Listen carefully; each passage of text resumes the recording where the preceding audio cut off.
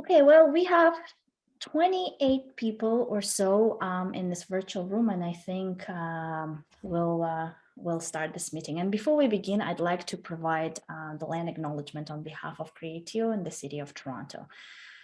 Every time we have an opportunity to provide the land acknowledgement, we are honored to do so because it is one way non-Indigenous Canadians and settler descendants can pay proper respect to the Indigenous peoples of Turtle Island as their allies and supporters.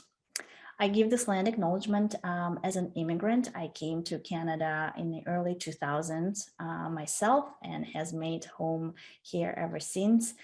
We bring a little bit of a personal story into the land acknowledgement because it helps us remember and be mindful of all the people that lived on these lands long before we came to live here and of all the treaties that are in place today.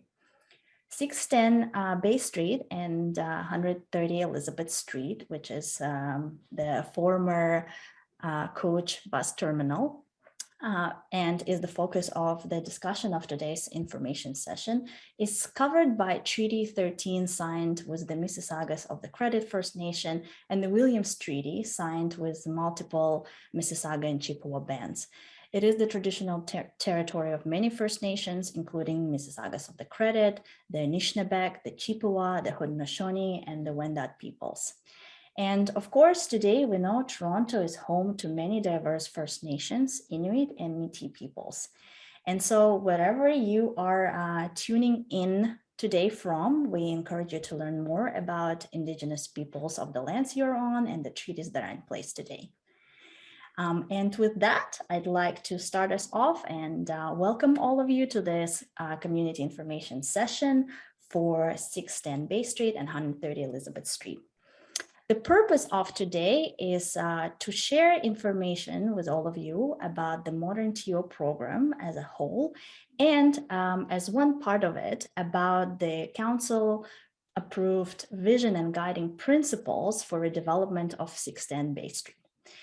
My name is Yulia Pak. Some of you may know me. I'm here with my colleagues Jackie and Matthew, and we are part of an third-party independent facilitation firm. We often say independent because it's important for us to let people know that we don't have a vested interest in the outcome, in any outcome of this project. Rather, we're here to support the process. We were retained by CreateTO to help with the site in particular, and we're happy to be here. So what you'll see us today is take lots of notes and produce a draft summary that we will share with you before finalizing it. We're also being recorded today, and the recording of the meeting will be posted on the project website along with the summary and the slide deck. Before maybe I introduce the team, I see that Councillor Layton was able to join us, and I'd like to pass it over to him for a few remarks. Councillor. Yes, thank you very much. And my apologies for being a couple minutes late. We're sitting in City Council right now, so I will have to leave rather early as well. We're on our third day. I don't think anyone expected it to go this long. We're probably heading into a fourth day tomorrow. There's a lot of housing items on the agenda that need to get passed, so I do want to participate. I may try to do both first for a time at my desk, but I will only have one speaker going. I will say this is a really exciting project. You know, these are iconic buildings in the city of Toronto. For people entering our city, they meant a lot. For people that lived in the city, they meant you were on your way off on a new adventure. And again, for people entering the city, I think the same goes. There's a lot of history in these buildings, and there's some heritage value, I think, could be argued. But at the same time, it's a massive opportunity for us to partner with organizations and come up with something really bold that could help us address some of our city's needs as a including on the affordable housing end of things. The two sites, there are some constraints as they relate to flight paths and some other heritage considerations, but this is a site that will see likely a considerable amount of intensification. But that because of the proximity to two different transit lines, because of the proximity to all the other amenities that downtown has to offer, I think it makes it a particularly promising site to see a range of housing offerings happening. I certainly have given my instructions to CreateTO, which was maximize the amount of affordable housing and maximize the partnerships with folks that are in the community. You've got the hospitals right there, 3 major institutions that do have resources and needs that they can bring to the table. You've got the YWCA right across the street, a huge organization already serving a housing facility in the neighborhood. And then again, we've got a considerable amount of economic activity on the ground plane. So I will say, I think this is a really exciting site. I also think there's the ability to look at some of the local streets that may no longer be required as a result of changing to where the servicing is accessed. That we shouldn't take off the table, but looking forward to hearing your thoughts about how we can transform this area and make it again and address some of our city's needs as we go through this process. So pleased to be here. Thanks very much for attending. Thanks so much, Councillor. We also have, just to introduce you quickly on who we have from the project team today, we have Peter and Carlo from CreateTO, and Peter will be the one telling you about the site-specific vision and guiding principles today. We also have Sylvia from Corporate Real Estate Management at the City of Toronto, who will be telling you about the ModernTO program as a whole. And so with that, I want to just cover one last thing, but one important thing, and these are the meeting guiding principles. We've created those, because we've had few tough conversations, but we know that it's really important to be here and to hear many different perspectives. We understand that differing opinions and dissent is really important to the discussions, particularly when they come around the topic on how to best use public resources to address public policy priorities. But we also know for any dialogue or any conversation to be continued in a meaningful way, or in any way really, it's important to ensure that these different opinions are shared in a respectful and constructive way. And so we wanted to be upfront at this meeting and to ask all of you to be mindful of how you share comments and to refrain from making comments that negatively target specific individuals or group of individuals or communities. Such comments will not be tolerated. We wanted to make that clear and upfront, and we hope that we all agree that it is a collective responsibility for us to make sure that the conversations we have today are respectful of everyone's time and everyone's opinion. So please keep your comments to a point, and please remember that how you share your comments really matters. And with that, I think I want to jump right into the presentation. The presentation will not take longer than 30 minutes. And after that, we will have about an hour or so for a facilitated Q&A. And I will review on how to participate virtually once we get there.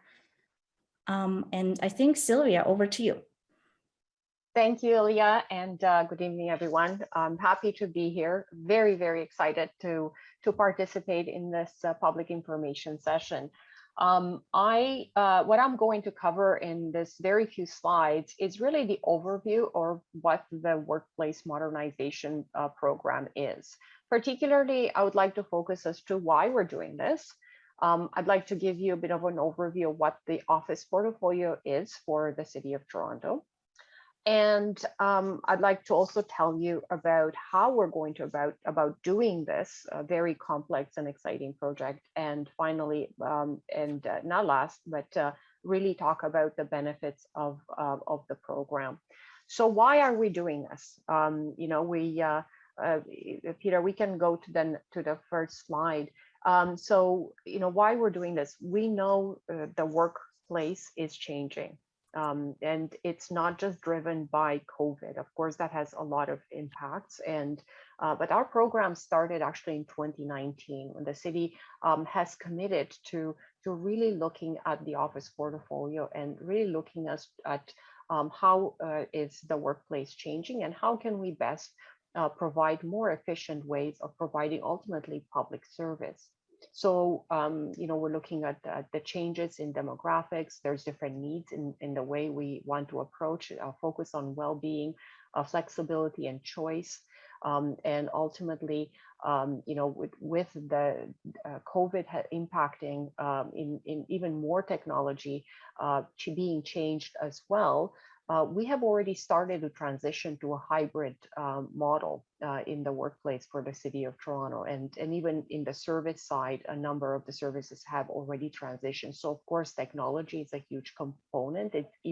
It is enabling us to provide a more efficient service to the public as well. When we look at the real estate, which is why we're actually here tonight, this evening, to talk about, we know we are operating in older style workplaces. We have a lot of office locations. It is very expensive to operate office spaces. And so there are a number of reasons as to why we want to move into the future. With all of this really primary being people, whether it's the staff and yourselves as the residents and the visitors of Toronto. So I'm very excited to be leading this program and very excited to tell you a little bit about more about what does this entail. So if we go to the next slide, Peter, here is a glimpse as to what is the city's current office portfolio. Again, the city has a number of locations, more than the 55 locations that we're looking at in this program. This program is mainly focused on the office portfolio. And you can see there are 3.1 million square feet of office portfolio that we're looking at. It accommodates nearly 15,000 office staff. And the utilization rate is actually very low. And hence we have a responsibility and an accountability to relook at how we are actually managing our office portfolio. A lot of our offices, like many organizations throughout the world, they were built earlier on, 80s, 90s, in a different standard. With the furniture, the technology was it's outdated now, and there isn't much of a flexibility and choice in the way they are built.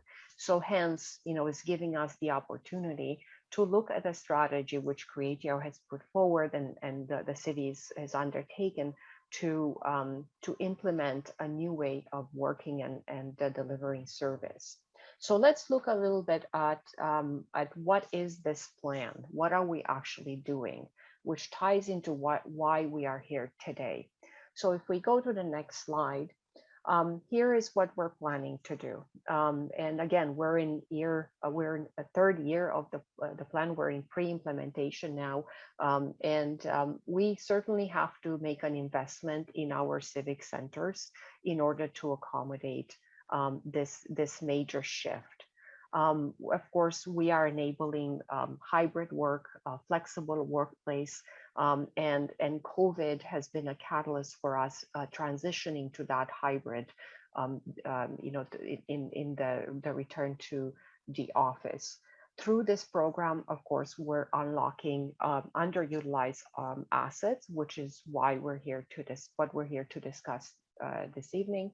And we're consolidating our network. So remember the 15,000 office staff, approximately 15,000 throughout the 55 locations. We're really consolidating from 55 buildings into 15. How we're planning to do this, of course, it's a multi-pronged approach. We have to have a citywide coordination approach, not only with city agencies, with CreateTO, but internally within the city. Functions like people engagement, technology services, our information management, our records management. This is very much a people project. So it is. There's a huge focus on partnership and coordination to deliver this program. We have to also look at business transformation. So how do we change our processes to operate in the future? So it's a huge component of our program. And last but not least is what is that strategic approach to the real estate planning. So really focusing on a master accommodation plan, and we are working very closely with CreateTO, with Peter's team on making sure that we deliver our scope, and we are ultimately not only enhancing the workplace, but we're also contributing to other strategies that Peter will tell us about as well. And that's what we're here to hear more about. What would the results be? So when we look at the benefits of the program, if we go to the next slide, all of this, the strategy, so we looked at the portfolio, we looked at how we're going to do this. I've told you a bit about how we're going to do this. What will this result in? There is a financial component for sure. There's a annual savings that you can see on the screen from operating all of this real estate. Not just the offices that we're looking to repurpose, but also exiting leases, for example. So we're unlocking a lot of value from that perspective.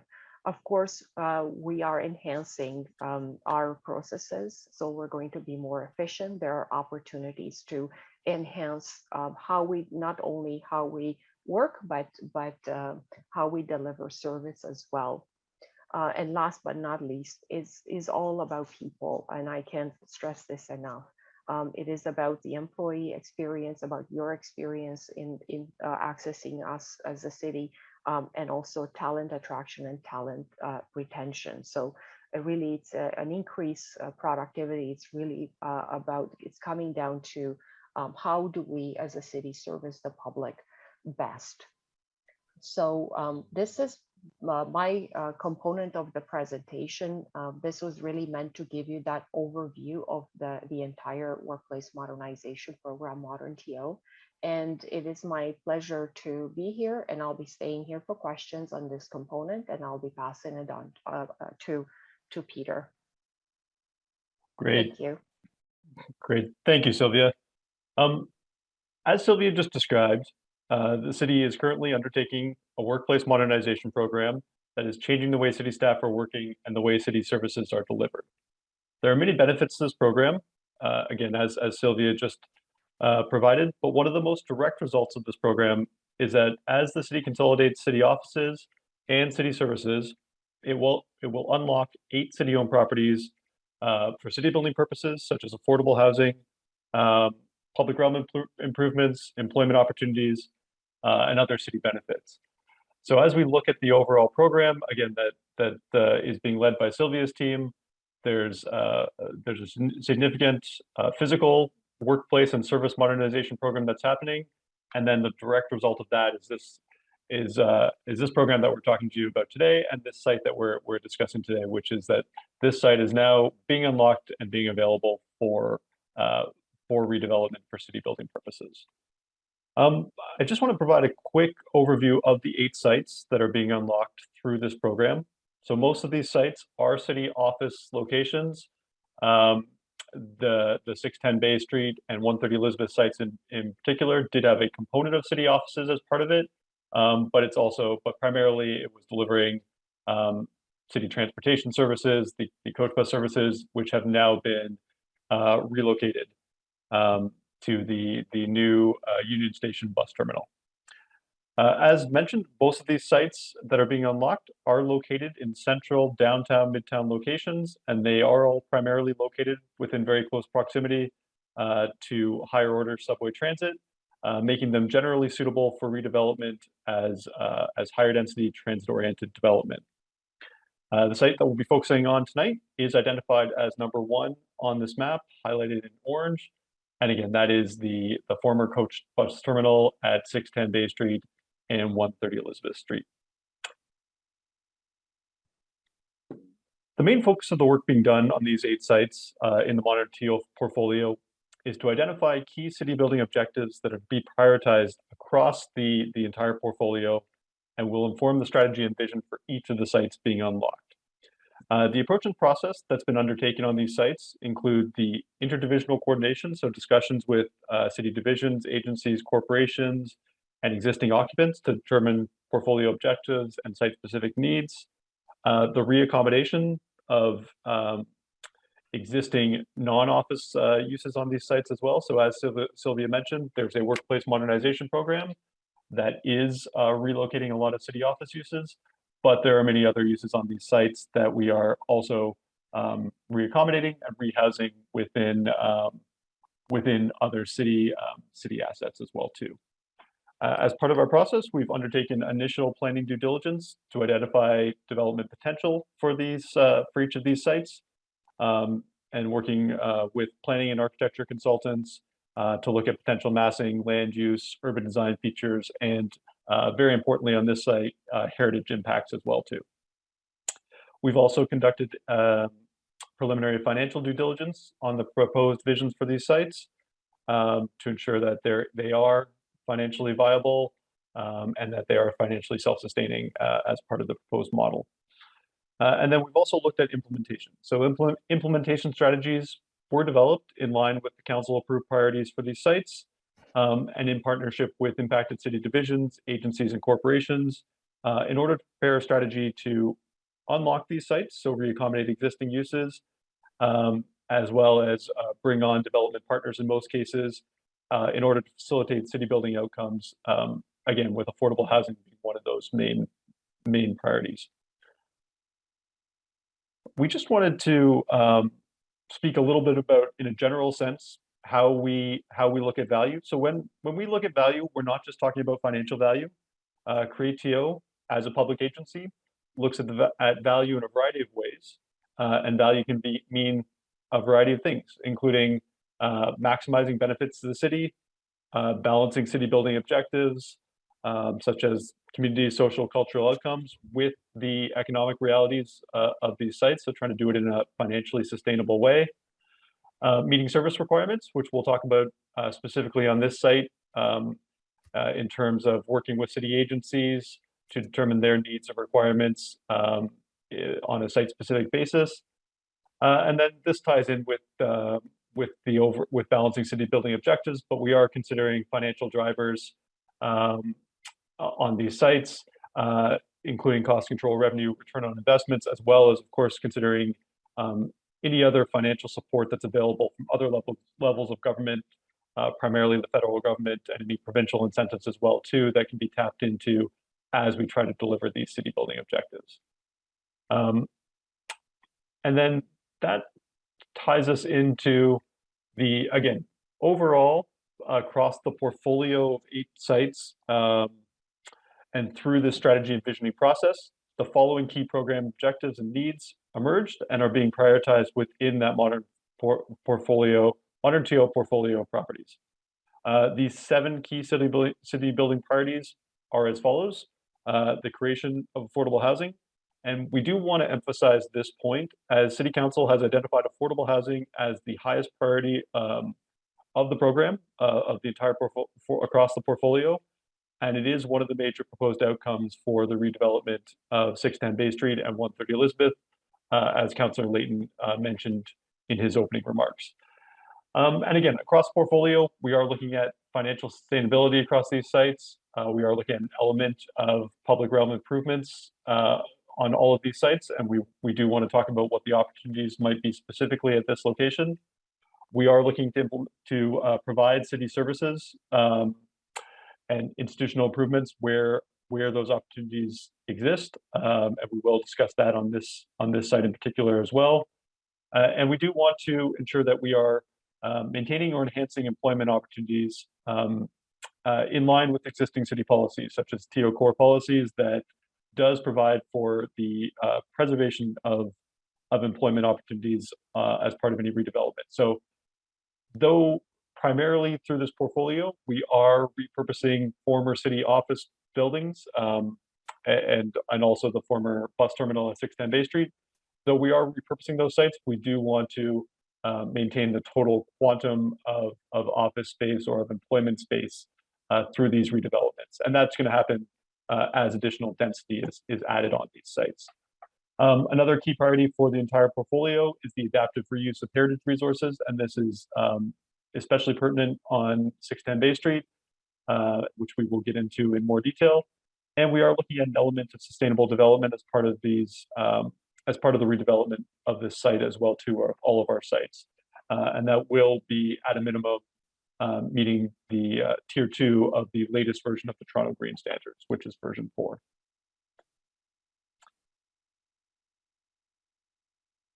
The ModernTO strategy also focuses on the timing of when these properties will be unlocked for redevelopment or repurposing. So including the relocation of existing office and service uses, as well as the reaccommodation strategies for any other existing non-office uses on these sites as well. The site that we're focusing on tonight, the former Toronto Coach Bus Terminal site, has been identified as one of the sites that is available for redevelopment in the short term, as the existing transit uses have already been reaccommodated and have already been relocated from the site to the new Union Station Bus Terminal at Bay and Lakeshore Boulevard. So this site is one of the priority sites, again, based on the fact that the existing use has already been relocated and the site is currently sitting vacant with some interim uses proposed, but it is a priority of the program to look at repurposing this site in particular. We do want to mention though that there are 2 other sites within the portfolio that we're looking to repurpose. 95 the Esplanade and 18 Dias Road. Both of those sites are proposed to stay within city ownership and are being repurposed for other city services. And then there's 3 other sites in the portfolio that will be proposed for redevelopment, but they're currently proposed as long-term redevelopments, as the timing of the real estate opportunity is currently yielding to other infrastructure needs, including transit expansion. So the Ontario Line construction on the 33 Queen Street site. There's a very significant utility power upgrade that's being conducted on the 75 Elizabeth Street site that is being prioritized ahead of the redevelopment of that site. And then the TTC headquarters building at 1900 Yonge. There is currently relocation of TTC operational needs that need to happen on that site before any redevelopment can happen. So this is how we're looking at the whole portfolio in terms of timing of when these sites will be unlocked for redevelopment for city building purposes. And now we want to get into the site in question that we really want to talk about tonight, which is the 610 Bay Street and 130 Elizabeth Street property, the former Coach Bus Terminal. This site, we hope that we were able to provide a bit of context on the ModernTO program overall. But again, focusing on this site, it currently houses the former Toronto Coach Bus Terminal and Terminal Annex building. So the main terminal building is located on 610 Bay Street on this map, and the Annex building is located at 130 Elizabeth. We are looking at both properties as one opportunity, and we would look to redevelop them as one opportunity as well too. Sorry, just mentioning that those served as a hub for bus services like Greyhound, Coach Canada, and others. The building did serve as the intercity bus terminal for approximately 90 years, between 1931 and 2021, when the new Union Station bus terminal opened at CIBC Square.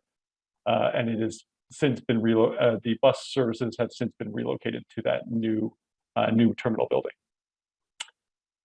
Just a quick overall context map. The 2 sites that we're talking about are in yellow in the middle. The yellow dotted line represents a 500-meter radius or a walkability radius. And we did just want to quickly highlight, I'm sure most people in attendance are aware, but we wanted to quickly highlight some of the features located in close proximity to this site. So they are located in close proximity to higher order transit at both St. Patrick Station and Dundas Station. The site is located within the Discovery District, and with its many government, academic, and healthcare institutions, especially all the hospital uses that Councillor Layton alluded to, located just north and west of this site. And the site is located very close to many existing mixed-use, commercial, retail, and residential developments in a very central location within the city. And then we want to briefly talk about the vision for this site. So CreateTO in conjunction with other city agencies, has undertaken a site visioning process for these 8 sites as a whole. These visions were brought to City Council in April 2022 and were approved at City Council. And the vision for 610 Bay and 130 Elizabeth includes a mixed-use, high-rise residential development with a mix of market and affordable units. We'll talk a little bit more specifically about what that means on the next slide. The vision also includes the preservation and adaptive reuse of the Heritage Bus Terminal building, the building fronting onto Bay Street in particular. The proposed vision for the site does also include a Toronto Paramedics service hub.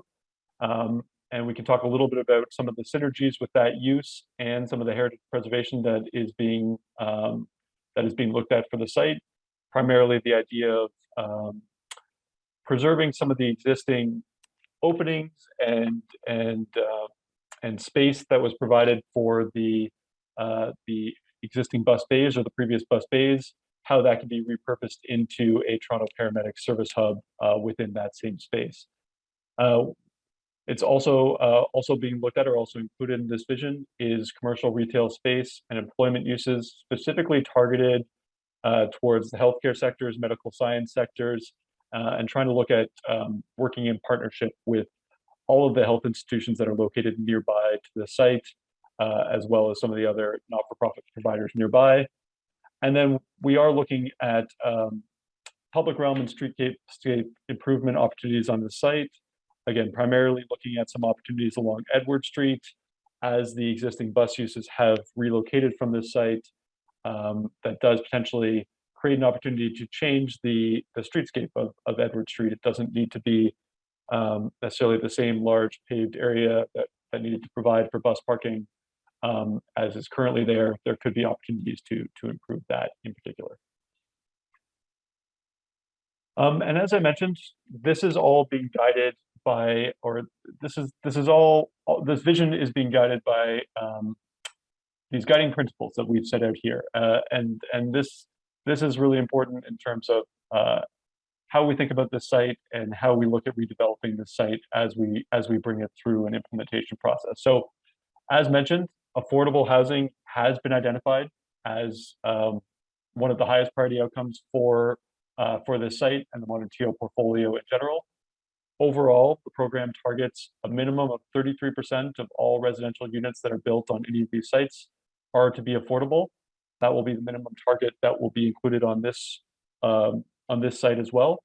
And we will, again, as the site is implemented, as development partners are brought on board, any proposals will be reviewed with an aspect of trying to maximize that affordable housing. That will be one of the criteria that's looked at very closely as part of our process. Again, as mentioned, we're looking at creating a new centralized paramedics hub. This is part of a new service delivery model that Toronto Paramedics Service is implementing. And this will serve as a hub for this entire downtown location and for many other smaller stations within the area. And that ties in, as mentioned, with the adaptive reuse of the Heritage Bus Terminal. Again, 90 years, for 90 years, this was a Heritage Bus Terminal. It has been identified, or it has been listed as a heritage building, specifically the terminal building on 610 Bay. And through the redevelopment of the site, through the planning approval process, that will include significant consultation with Heritage Preservation Services as we move forward on this project. We are also looking at employment uses that will be targeted towards medical sciences, the healthcare sector, and we'll look to partner with some of the local healthcare providers in the area. And then again, we're looking at I guess formalizing more pedestrian corridors along Edward and Elizabeth Street where possible. And also as part of the site, there was, or there is, an existing connection to the path as part of this site. And as part of any redevelopment, that path will look to, it's currently closed, but we'll look for the redevelopment to reopen that path and reconnect this site to the overall path network as well too. Again, guiding principle of achieving sustainable development, as mentioned. And another principle will be promoting design excellence. So the site will be designed to be compatible with the surrounding area, and we'll look at the relationship to buildings in the area, and looking to really maximize the potential of the site while providing for design excellence as part of any redevelopment as well. Just reiterating the heritage component that we mentioned briefly. So this site is a listed property included on the city's heritage register, and it did serve as a bus terminal for 90 years. The vision for the site includes the preservation and adaptive reuse of the heritage building, shown here fronting onto Bay Street. And then we are also exploring adaptive reuse opportunities on the bus bays, not specifically looking at keeping the existing structure as is, but looking at a redevelopment that does pay homage to the existing uses and does preserve some of the existing the entrances on Edward Street and the open feeling of what was there previously, and that is in synergy with the proposed Paramedics multi-hub that is being looked at for the site as well. And then through the planning process, the expectation will be that there will be significant density being looked at for the site, but we'll likely look, or it'll be looked at, the expectation will be that the building massing is set back from the bus terminal along Bay Street. As part of that heritage listing, there is one of the heritage aspects that's been identified is the skylight on top of that building. So we would look at placing the massing further back in order to preserve that heritage building as well, while still providing for significant redevelopment on these two properties as well. And then we did want to speak we wanted to speak briefly about our process for redeveloping the site. So a development partner or multiple partners will be selected to redevelop these properties. CreateTO will initiate a request for expression of interest to first identify a list of potentially qualified partners and to encourage partnerships from the development, not-for-profit community, and as mentioned, the local healthcare community as well too. And then based on the responses to that REOI, to that initial request for expression of interest, CreateTO will report back to City Council with a short list of qualified respondents or qualified potential partners for the site. And then we will proceed through a request for proposal process, a more detailed process that will specify the exact requirements for the site, including that requirement to deliver affordable housing and all the other things that were identified in the site vision.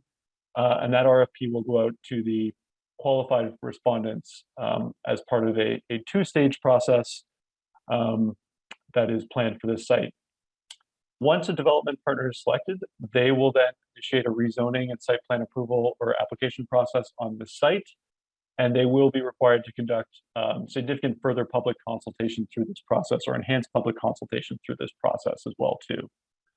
This two-stage REOI process is designed to promote creative and innovative proposals that aim to achieve the city building priorities that we identified, as well as to prioritize local opportunities. And it is encouraging respondents to partner with local medical sciences, the healthcare sectors. This area does include Canada's largest research hub and one of the largest biomedical clusters in the world. So we do want to take advantage of that as part of the offering process.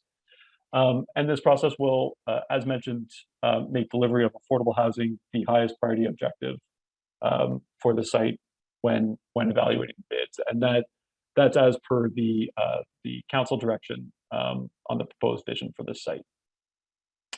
And then very quickly, just wanted to provide very high-level timelines on where we currently are, how we've got here, and what's coming in the future. So as mentioned, there's an overall program that the overall ModernTO program being led by Sylvia's team was initiated in late 2019 and is currently well underway. In April 2022, the high-level site visions for the portfolio and for this site was unanimously approved or adopted at council. And then at this point in time, where we're conducting the initial community engagement, we do want to emphasize that this is an initial opportunity to hear community feedback, and there will be significant further community engagement that will be led by the development partner as we get into 2023 and beyond, and as we start to go through the planning process on this site. And then following the planning process, planning approvals, construction, first occupancy, all of that will be determined once that development partner is brought on board. But we'll be in the beyond 2023 timeframe. And then just again, want to emphasize partially why we're here tonight. It is an opportunity for us to provide information, for us to tell you about our program, to provide some information on the vision for the site, but it is also an opportunity to receive community feedback as well too. And this feedback will help CreateTO understand local opportunities for the site and help to inform the redevelopment of the site, including public realm, streetscape improvements. And then once that future development partner is selected, we will, as mentioned, continue the engagement process with the local community to seek further feedback and share the feedback that we've received to date. And with that, I will hand it back over to my colleague, Yulia, and let you know what we've heard to date. Thanks. Thank you, Peter. We wanted to share just the highlights of what we've been hearing to date. Today is not the only time when people can learn about the project and about ModernTO program and share their views. We were in community this week and last week, so we had 2 pop-ups right in front of the Toronto Coach Terminal.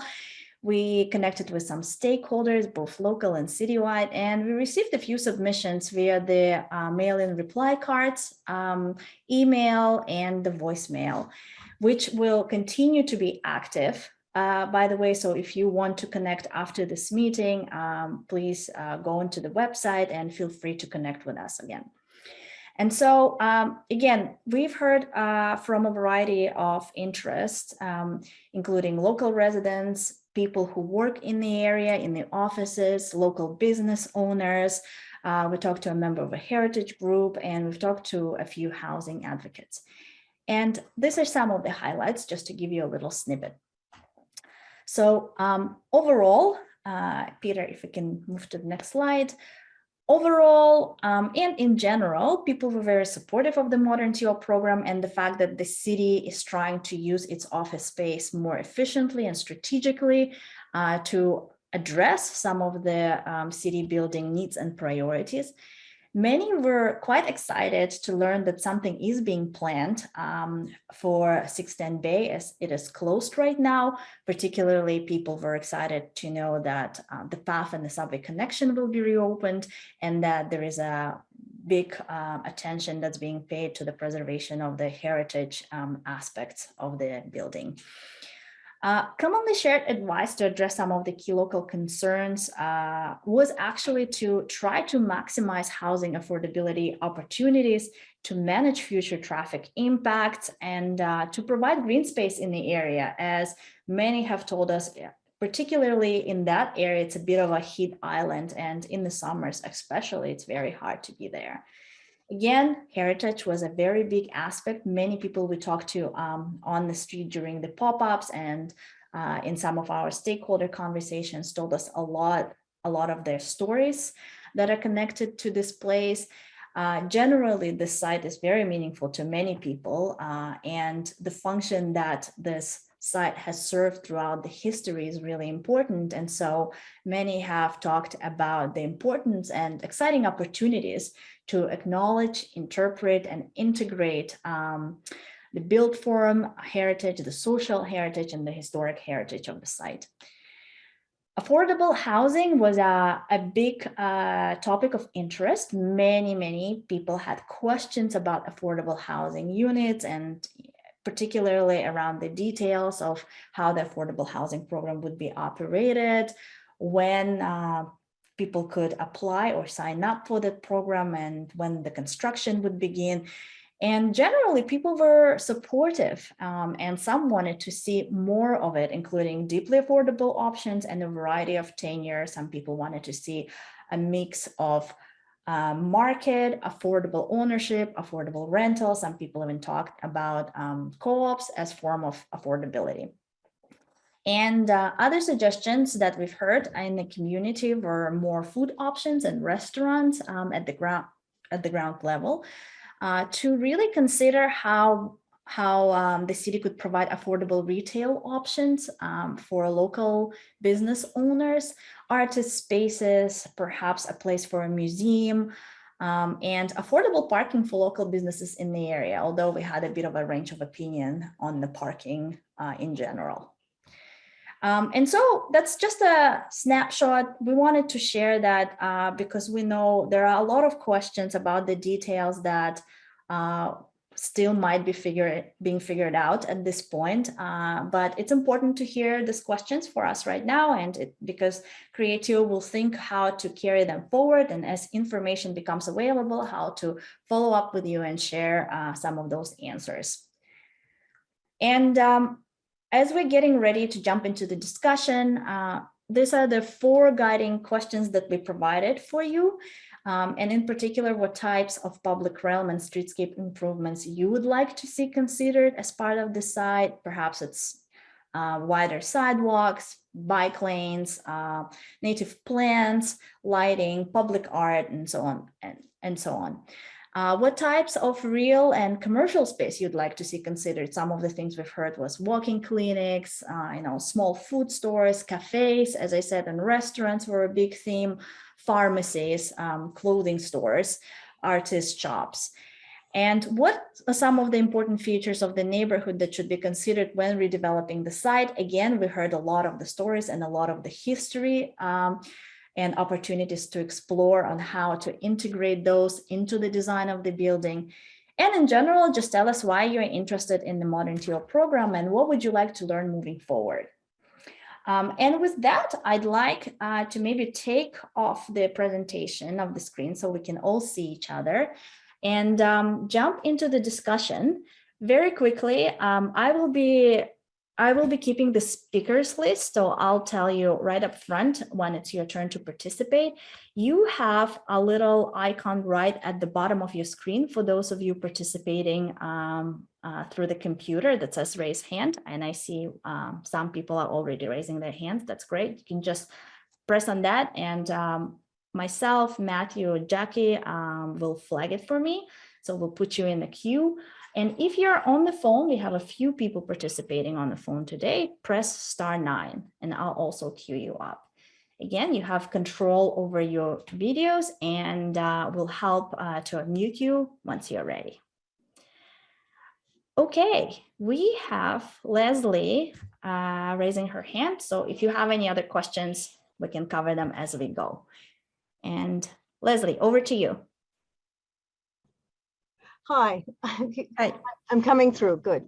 Just a couple of questions. I'm Leslie Thompson. I sit on the board of Heritage Toronto, and I'm the former chair of the Architectural Conservancy of Ontario, and I live in this ward. So I'm curious about who is doing the heritage conservation study for the site. Okay, great. Thank you, Leslie. And I have one other question too. Yeah, go ahead. Okay, and my other, it's really more of a question, not more of a comment. I think in your slide 11, when you talk about value, heritage value wasn't in there per se, and heritage value is a bit complex. If we look at heritage from the perspective that most of the sector does and UNESCO does. So, and I know I've sent you the State of Heritage report that Heritage Toronto did in 2019, and it'll expand upon this much more.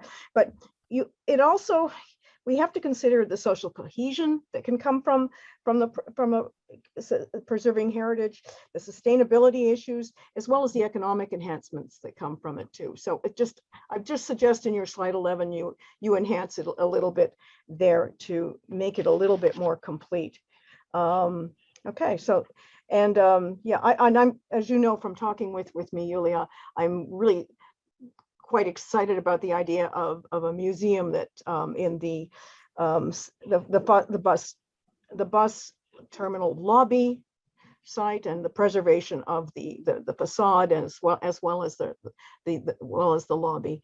And we talked about maybe this might be the place where the City of Toronto could put some of the artifacts from the ward, because the ward used to be like underneath where this site is now, and other similar artifacts that come from its previous lives, whether they were Indigenous or settler lives. So again, who's doing your heritage conservation study? Thank you, Leslie. Peter, over to you. Happy to answer this, or Carlo, do you want to take this question as well? Either. Sure, I can take this. So thank you for that question, Leslie. As Peter had indicated, part of the process of this is going to be going through a two-stage REOI and RFP process. So part of the evaluation that we're going to be looking into is who is a proponent going to be bringing on board as part of their overall team from an architectural perspective. And what that's also going to include is who are they going to be bringing onto the team from a heritage preservation and conservation perspective. So that's something that we're going to look very closely at. In the preliminary work that we've done with respect to this site, I mean, we've had some very good discussions with city planning in terms of what type of development would be appropriate here. So we do know that this is a tall building site. There are also certain parameters within the secondary plan in this area, TO core, that kind of gives an overall regulatory context. As part of that early due diligence that we've done, we've also spoken to Heritage Preservation Services. So we do know that they're quite obviously, this is a very significant heritage resource. And to your point, not only from an architectural perspective, but also from a cultural heritage perspective, as we have heard from the councillor and others, you know, there is a lot of associated value with respect to this site, not only from its architectural perspective, but also from, you know, what does it mean for people in this city? This is a location where many people first were introduced to the City of Toronto. So I know that's a very long-winded answer. To be perfectly honest with you, we haven't really started doing much conceptual work on this site. But any conceptual work that we would do, we would absolutely bring on the services of a heritage specialist. CreateTO have used in the past, for example, ERA architects who are very well versed in heritage architecture throughout the City of Toronto, and who have also worked very closely with Heritage Preservation Services at the City of Toronto.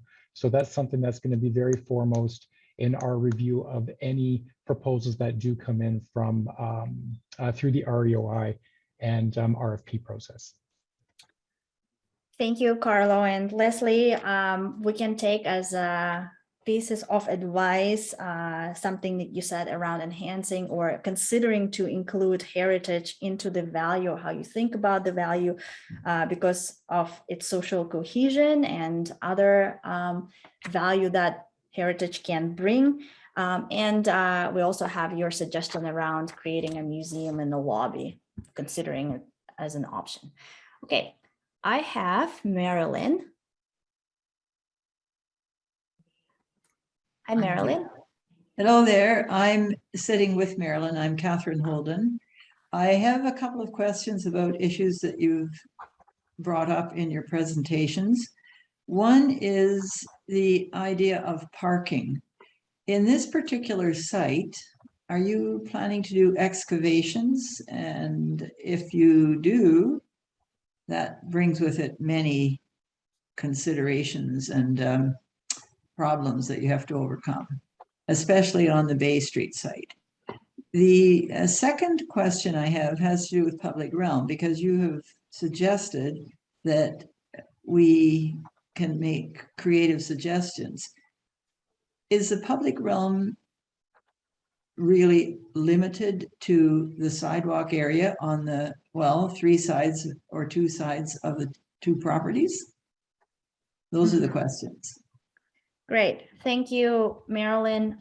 So first question around parking. What are you planning to do about parking? And if you are planning on parking, are you planning excavations? And I think there is a suggestion or something to consider around that it might be especially problematic from Bay Street.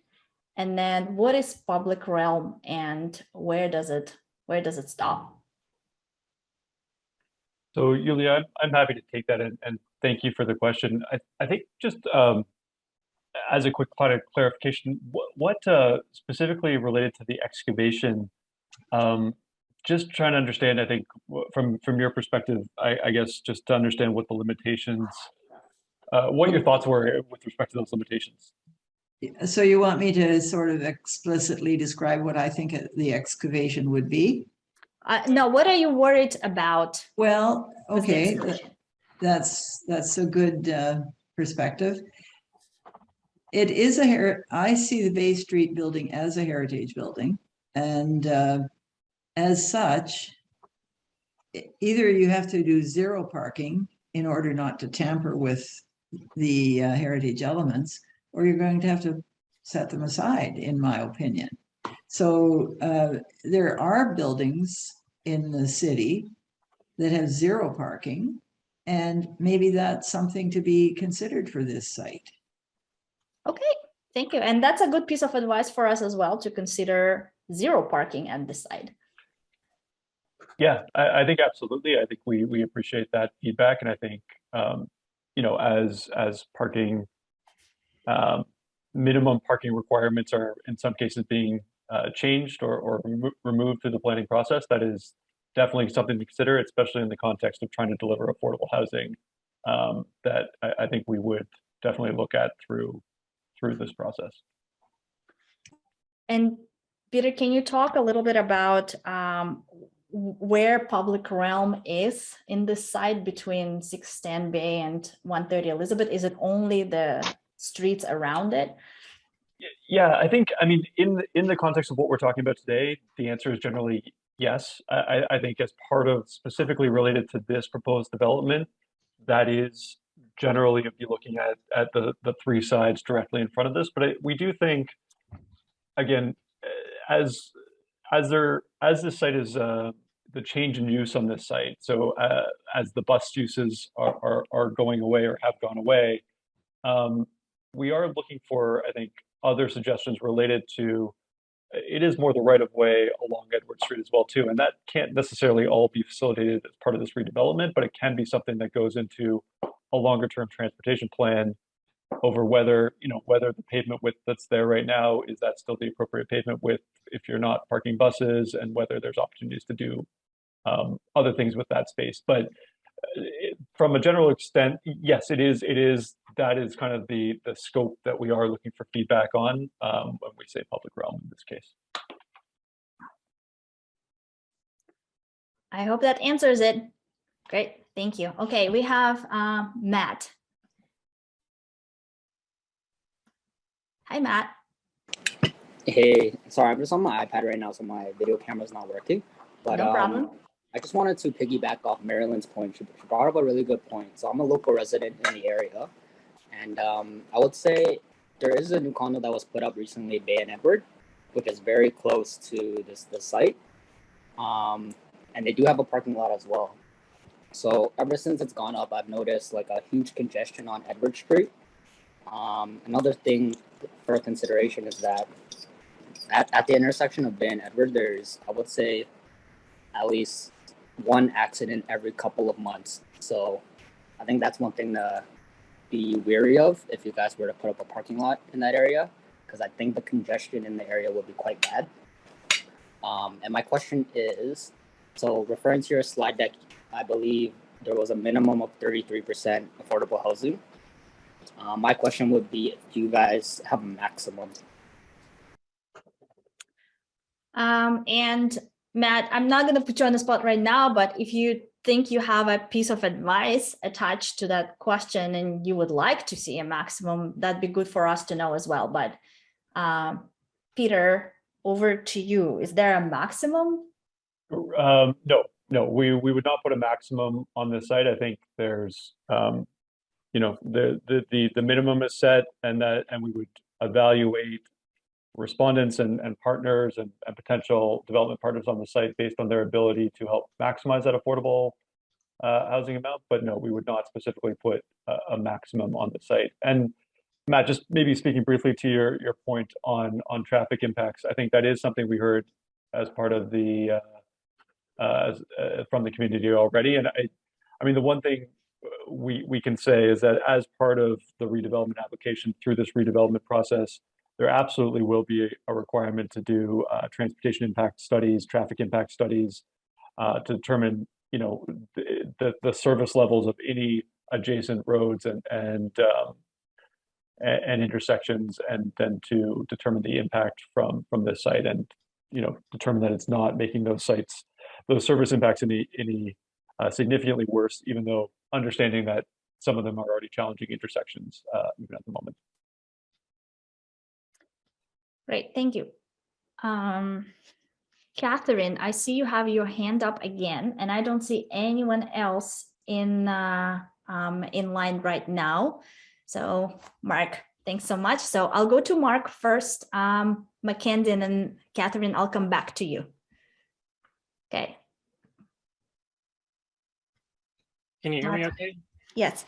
Okay, I mean, first, obviously, very supportive of the affordable housing component as it's described here. I'm wondering if you could go back to the slide that had the sort of circle of the catchment area and all the things that are inside that catchment area. Yes, we can bring that slide back up. If you give me 1 second. So this is really instructive because this site is right in the middle of Hospital Row. And some of you may know, my daughter has spent a lot of time in Princess Margaret Cancer Hospital over the years. And one of the biggest challenges, we're very lucky, we live close by, we can go home at the end of the day when she's getting treatment. Ronald McDonald House is nearby. It only has 81 rooms. You age out of Ronald McDonald House when you're 18. So once your kid turns 18, your family can't stay in Ronald McDonald House anymore. The places that families used to get sent to in the neighborhood were the Courtyard Marriott and the Eaton Chelsea or Delta Chelsea Hotel, who had deals with UHN. Both of those hotels are now being converted and rebuilt, so they're out of commission for a number of years. There's Ronald McDonald House. There's a charity affiliated with UHN called Staywell. I know there's a lot of controversy at City Hall about Airbnb. You know, in a lot of cases, people who are using Airbnbs downtown were people who had families and kids in these hospitals. So when you're having your consultations, talking to partners about using some strata of the residential component to help provide that kind of explicit temporary accommodation available near the Hospital Row. It's, you know, right now it's kind of piecemeal, and a lot of the places that people used to get sent to aren't available anymore. And, you know, people come from North Bay, they come from Sudbury, they come from all over, and you can't tell them to stay at the Hilton when film festival's on. So the affordable housing component is great, but when you're thinking about the commercial use or the medical use of it, or whatever of these buildings, I'd really encourage you to talk to some of those kinds of organizations that I know are screaming for capacity in this neighborhood. Thanks. Thanks so much, Mark. Really appreciate this piece of advice. And I think Peter and Carlo, as part of the process, is to connect with the Hospital Row partners and see what kind of partnerships could be worked out. So thank you for this. Okay. Absolutely. Great. Mackenzie. Hello. Hi. Hi, Mackenzie. Hi. So I've worked in this area in various hospital research labs, and I've also taken the bus out of the terminal. So I'm familiar with the area, and like you mentioned in your slides, I agree this is a really special area for a lot of people, and the site has a lot of potential, so I'm really excited about the project. I have a few suggestions on the public realm improvements and then also a question about the employment uses. So for the public realm improvements, I would love to see a little bit more shade created in this area. I think it was in your slides. It's a really, really hot area, especially for pedestrians. So whether that's shade from the building or tree shade, that would be great. And obviously we've seen how important that is in the heat wave we've been having in the last few days. Along with that, more green space would be great. I'm not sure. I think Councillor Layton mentioned the possibility of closing unnecessary street space. I hope I heard that right, because if so, I think that's an amazing idea, and would, you know, give us the ability to sort of plant more grass in that neighborhood, which really needs it. Protected bike lanes along any of those streets would also be a good improvement. And then I agree with a few people who've spoken who said the site doesn't really need much parking. It's in the center of so much TTC service, and it's also a really walkable area. And there's also an open parking lot and a garage right next door on Edward Street. So we don't, in my opinion, need too much more parking over there. So those are my suggestions. And then my question about the medical sciences use would be whether you've thought about like clinical versus research versus office admin spaces. Because I know the medical research spaces are very complex and they can be very expensive to engineer, and they create, you know, additional public safety considerations for the building compared to clinical or office spaces that may be easier to fit into the building plan. So I just want to bring that up to make sure that whatever that mixed use is, it doesn't slow down the process of actually getting the housing built. And I loved Mark's idea about using that space as residence for patient families. That seems like a really great idea to me. So I guess my question would be if you have any more information on what that medical use might be. Thanks, Mackenzie. Peter. Yeah, Yulia, I'm happy to jump in, and thanks, Mackenzie. It's a great question. I think it's still, I will say it's still very preliminary, and we don't have specific proposed medical uses, and we are looking as part of the offering process to really try and get partnerships to focus on what that use would be, as well as delivering the affordable housing, the other priorities we talked about. I think your point that you made is exactly right. Like through our initial conversations, you're correct, depending on the types of research uses, the ventilation requirements, and some of the other specific requirements related to that can make them very challenging to co-locate with other uses, or so that, you know, that may limit some opportunities. But I think we're looking for partners to come forward with proposals, and we're not necessarily leaving anything out at this point in time. But just wanted to say, I think the point you made is very valid, and there are some uses that could be more challenging than others. Great, thank you. And I think, Mackenzie, your other suggestions are very consistent with what we've heard, particularly around needing shade and green spaces in the area. So we'll take that as well. Thanks for this. Okay, I have two hands up, Jacob and then Catherine. Jacob, go ahead. Hi, thanks for holding this meeting. So I think, like, just first off, very, very supportive of this project. You know, repurposing space and building a lot of affordable housing in the middle of the city. I think what I'd like to see is really maximizing the affordable housing on this site. I don't think we should be afraid of going tall here.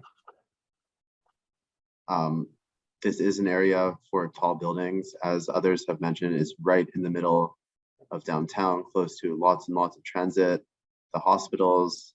I mean, Yonge Dundas Square is right there. You know, I personally, when studying at Waterloo back before the Kitchener train expanded, I spent a lot of time in this bus station, usually not by choice, because the Greyhound was running 2 hours late. So I might have not seen it in its heyday. So I don't personally have the best memories of it. But I was wondering for the heritage component, some of my favorite heritage buildings or places to enjoy heritage or reuse of heritage buildings have been where, instead of preserving it as it is today, you know, where we've built around it and added additional views to that building or additional ways to enjoy it. So I'm wondering, is it an absolute 100% that the new building would be, completely set back from the bus terminal, or maybe would there be a way to, still build on top of it and maybe get additional views through the skylight down into the building, and I'm just spitballing here, but it just reminds me of some other cases where, you've built on top of the building and then you get an additional view into the atrium.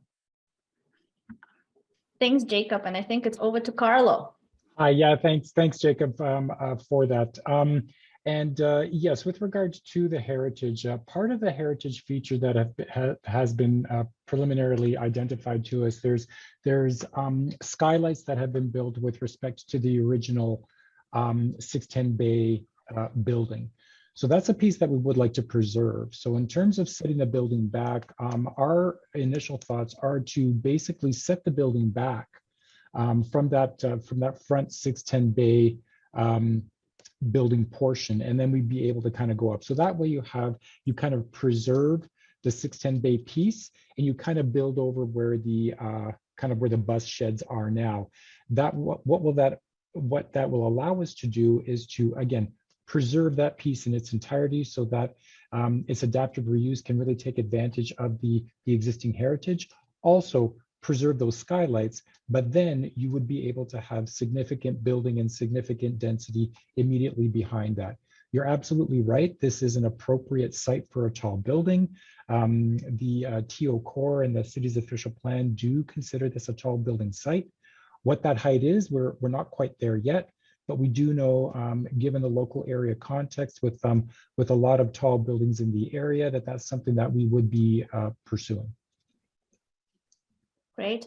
Thank you, Carlo. And Catherine, back to you. Some of these questions have come up because of comments that have been made already. I think it was Mark who commented about wanting some rentable space in this tower. In our community, our fight is always to get affordable housing. Here we seem to have the affordable housing, so maybe the new component is affordable rental space, and it should be given a percentage the way sort of affordable housing is given in other kinds of tower developments. That's just a comment. I have a question as to who actually owns the parking lot that is due north of the site, the bus terminal site. And I also have some questions about the configuration required for emergency vehicles. Do they have to be leaving the site from ground level, or could they be leaving from sort of halfway underground level? Could you do a slight elevation on, let's say, Elizabeth Street and what's the little street that intersects Elizabeth? And Edward, yes, Edward and Elizabeth. Could you make the streets go sort of half underground and build right over top of the street for green park space? To me, if you have two lots adjoining, and maybe three if you own the public parking, maybe you can own the space above the street as well to make it into some usable part of this development. Thank you, Catherine. And actually, before we maybe answer the question about the parking, the configuration for the parking for emergency vehicles, when you say affordable rental, you mean affordable short-term rental, something like Airbnb? I think this is what Mark was referring to. Yes, but on this site, to dedicate a certain number of suites or units to that kind of housing, because Mark pointed out that people really need that in downtown Toronto near the medical zone. Yeah, both Mark and Mackenzie. Great. Both of them, true. So Peter, the question was what the configuration for emergency vehicles must be when it comes to parking. Is it possible to do a slight elevation from Edward Street, maybe around Edward and Elizabeth, to accommodate some green space on top?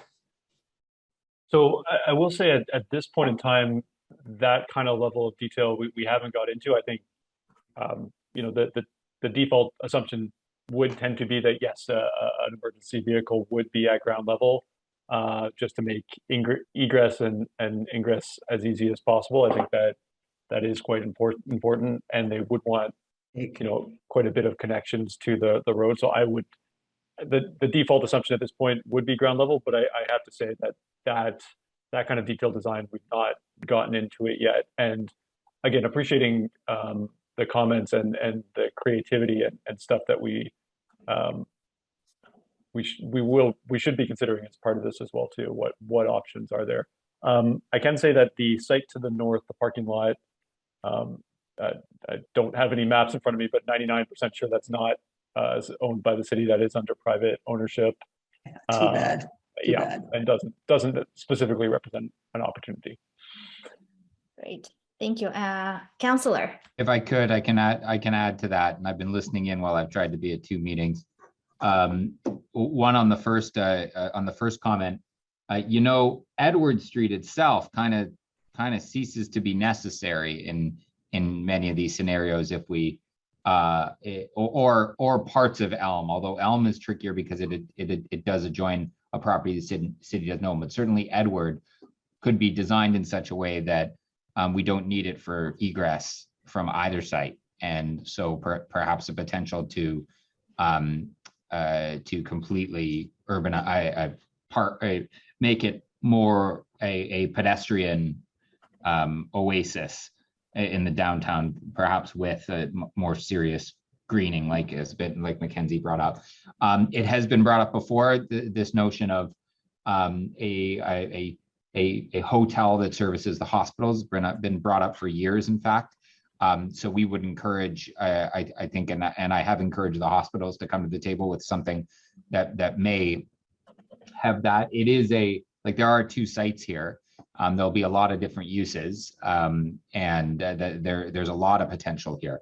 And so I don't think we take any of them off the table. The site to the north,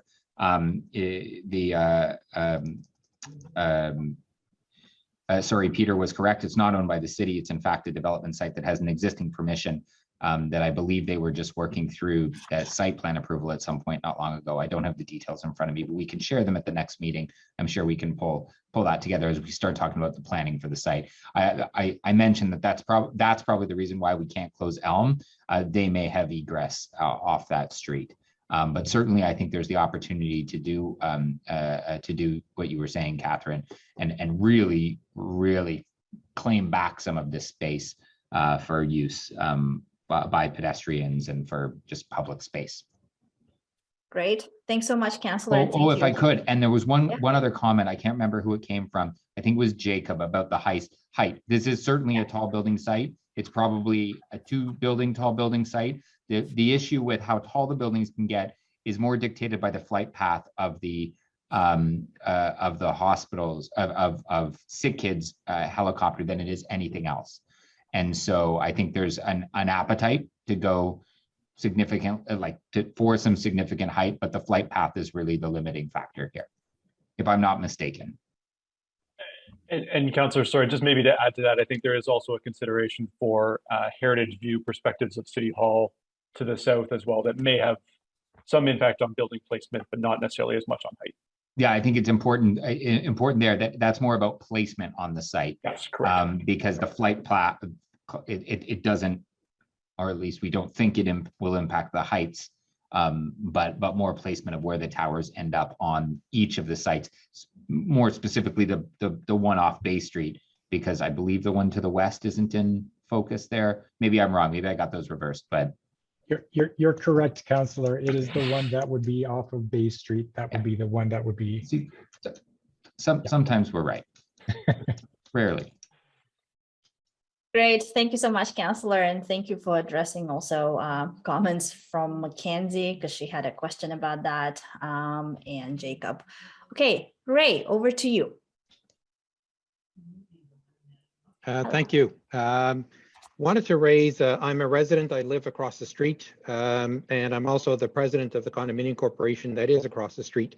We have a major concern presently with traffic and parking.